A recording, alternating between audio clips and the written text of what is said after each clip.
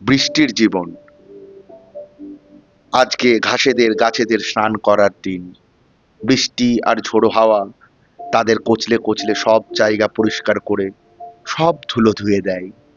মানুষ শুধু ভিজে যাবার ভয়ে কংক্রিটের আড়ালে লুকিয়ে থাকে, বাজের আওয়াজ শুনবে না বলে কান চাপে, অন্ধকার কাটাতে বদ্ধ ঘরে প্রদীপ জ্বালিয়ে তাপমাত্রা বাড়ায়, ঘামে।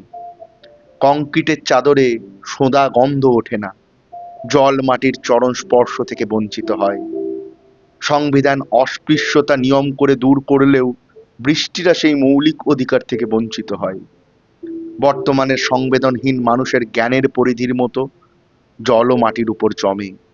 সেখানে জন্ম নেয় মশার লার্ভার মতো শত শত বুদ্ধিজীবী। এই বেনো জলই তাদের উৎস। কার্নিশ চুইয়ে পড়া জলের অস্তিত্ব বৃষ্টি থামার পরেও থেকে যায়।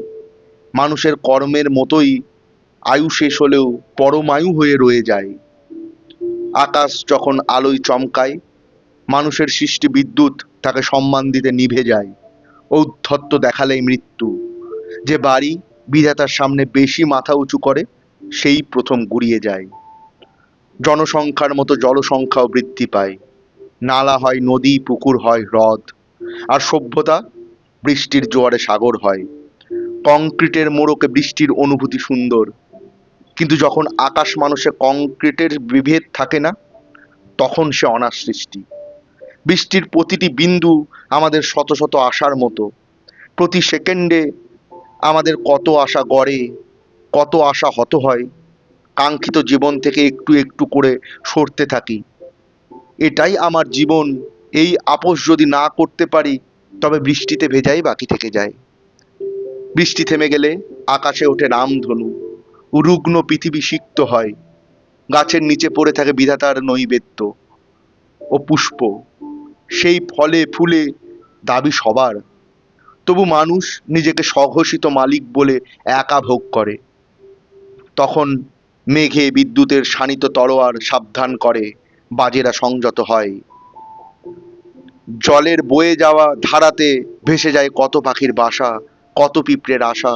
সে জল মানুষকে শুধু কাদার ছিটে দেয়। তার চরিত্রের কালোতে সে রং বর্ণাঢ্য লাগে, বেমানান লাগে। বৃষ্টি একটু একটু করে পায়ের মাটি কিনে সাগরকে বিক্রি করে। এ সঞ্চয় অপচয়ের অঙ্কেই হরারা হারা আর বঞ্চিতরা ভূমি পায়। জলেরা সব ক্ষেতের আল ঢেকে তাদের বাঁধন মুক্ত করে। ফসলেরা কথা বলে, মনেরাই শুধু বঞ্চিত থেকে যায়। আবার মেঘেরা জমছে সম্মিলিত হয়ে পৃথিবীকে ভাসিয়ে দিতে, সভ্যতার কালিমাকে প্রকৃতির মরণ জ্বালা থেকে পাপ মুক্ত করতে। ওই যে আবার মেঘ ডাকে, ঝিরঝির আওয়াজে পৃথিবীর কলজে জোড়ায়।